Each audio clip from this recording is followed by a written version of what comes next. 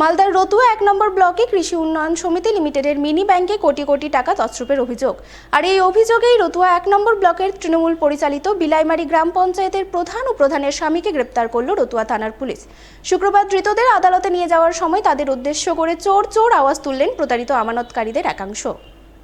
জানা গেছে, রতুয়া 1 নম্বর ব্লকের বিলাইমারি গ্রাম পঞ্চায়েতের শাহানগর কৃষি উন্নয়ন সমিতি লিমিটেড নামে ওই মিনি ব্যাংকের দীর্ঘদিনের ম্যানেজার ছিলেন বিলাইমারি গ্রাম পঞ্চায়েতের প্রধান স্মৃতিকণা মণ্ডলের স্বামী অনিল কুমার মণ্ডল। এরপর অনিল কুমার মণ্ডল সেই পদে নিজের ছেলে অমিত কুমার মণ্ডলকে নিযুক্ত করেন। প্রায় 5 থেকে 7 বছর তার ছেলে ম্যানেজারি পদে রয়েছেন। ছেলে অমিত কুমার মণ্ডল এবং ক্যাশিয়ার ছিলেন তার ভাইপো প্রবণ কুমার মণ্ডল। এলাকার প্রায় 5000 ক্ষুদ্র কৃষিজীবী ও সাধারণ মানুষ ওই ব্যাংকে নিজেদের সঞ্চিত টাকা জমা রাখতেন। অভিযোগ, বছরখানেক আগে আচমকাই ব্যাংকের শাটারে তালা ঝুলে যায়, উধাও হয়ে যায় সমবায় সমিতির বোর্ডও। তারপর থেকেই ম্যানেজার ও ক্যাশিয়ারের কোনো খোঁজ মেলেনি। আমানতকারীদের অভিযোগ, প্রায় 13 থেকে 14 কোটি টাকা আত্মসাৎ করে গা ঢাকা দিয়েছেন তারা। এই ঘটনায় বিলাইমারি এলাকার বাসিন্দা হৃদয় মণ্ডল 14ই মে রতুয়া থানায় স্মৃতিকণা মণ্ডল, তার স্বামী অনিল কুমার মণ্ডল, ছেলে অমিত কুমার মণ্ডল, ভাইপো প্রবণ কুমার মণ্ডল এবং প্রবণের স্ত্রীর বিরুদ্ধে লিখিত অভিযোগ দায়ের করেন। অভিযোগের ভিত্তিতেই বৃহস্পতিবার রাতে পুলিশ স্মৃতিকণা ও অনিলকে গ্রেপ্তার করে। পরিস্থিতি আঁচ করে বাকি 3 অভিযুক্ত এলাকা ছেড়ে পালিয়ে গিয়েছে বলে পুলিশের অনুমান। শুক্রবার আদালতে নিয়ে যাওয়ার সময় ক্ষুব্ধ আমানতকারীরা রতুয়া থানার সামনে বিক্ষোভ দেখান। ধৃতদের উদ্দেশ্যে চোর চোর স্লোগান তুলতে দেখা যায় তাদের। বহু আমানতকারী এদিন থানায় লিখিত অভিযোগ জমা দেন। তাদের দাবি, দীর্ঘ 1 বছর ধরে ব্যাংকে তালা ঝুলছে।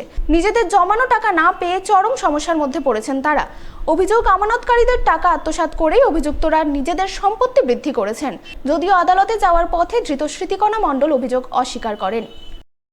থানা এসছি সমবায় ব্যাংকের গন্ডগোল হলো, ব্যাংক বন্ধ হয়ে গেছে।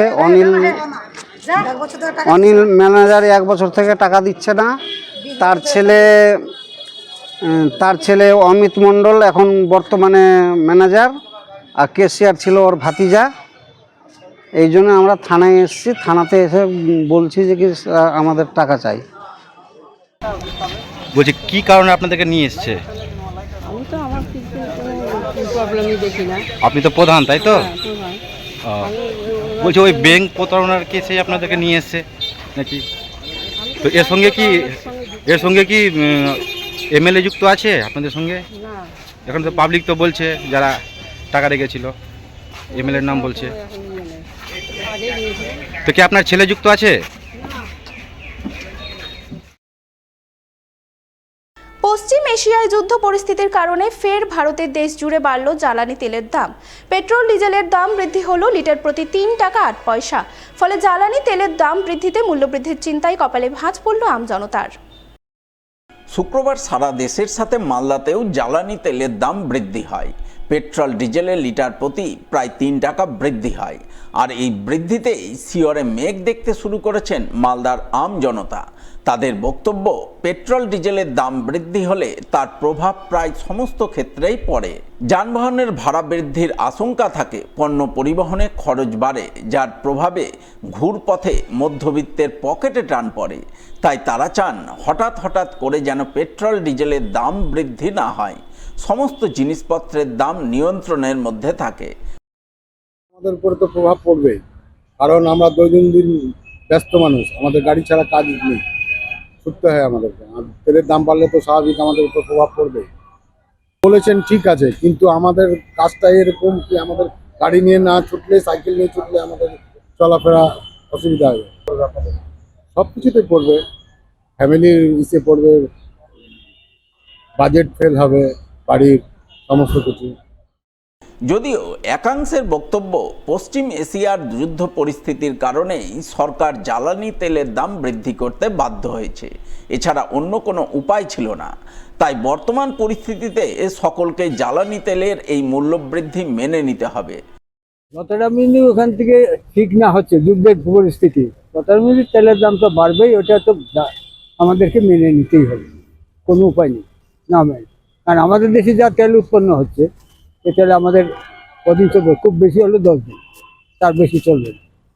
এর প্রভাব কি পড়বে সাধারণ মানুষ? হ্যাঁ, নিশ্চয়ই পড়বে, কারণ তেলের দাম বাড়লে পরিবহনের দাম বেশি হবে, বেশি হলে তাহলে জিনিসপত্রের দাম বাড়বে। এই প্রসঙ্গে মালদা মার্চেন্টের সভাপতি জয়ন্ত কুণ্ডু বলেন, পেট্রোল ডিজেলের দাম বৃদ্ধির প্রভাব সবচেয়ে বেশি পড়ে পণ্য পরিবহনে। সেক্ষেত্রে বাজারে জিনিসপত্রের দাম বৃদ্ধির আশঙ্কা থাকে। তাই ব্যবসায়ী এবং সাধারণ মানুষের সুবিধার্থে তিনি রাজ্য সরকারের কাছে পেট্রোল ডিজেলের উপর রাজ্যের নেওয়া ট্যাক্স কিছুটা কম করার আবেদন জানাচ্ছেন। এতে কিছুটা হলেও সুরাহা হবে আম জনতার।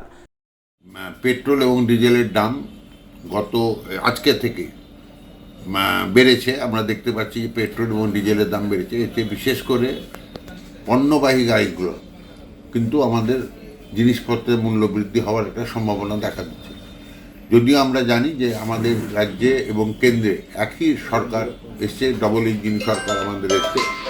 এই ডবল ইঞ্জিন সরকারের সাথে একটা বড় সুবিধা হবে যে আমরা চাইব যে মাননীয় মুখ্যমন্ত্রী অন্তত ডিজেলের ওপর, পেট্রোলের ওপর যে দামটা বৃদ্ধি হয়েছে, রাজ্য সরকার যাতে তার সাবসিডিটা, যেটা সরকার যে টাকাটা ট্যাক্স হিসাবে এক্সট্রা যে টাকাটা নেয়, সেই টাকাটা যাতে মূল্য বৃদ্ধি থেকে কমায়। তাতে কিন্তু সাধারণ মানুষের উপকার হবে এবং বিশেষ করে ব্যবসায়ীদের উপকার হবে। সাধারণ মানুষ এবং ব্যবসায়ীরা পণ্যবাহী জিনিসপত্রে যে মূল্য বৃদ্ধি হবে সেটা কিন্তু ঠেকানো সম্ভব।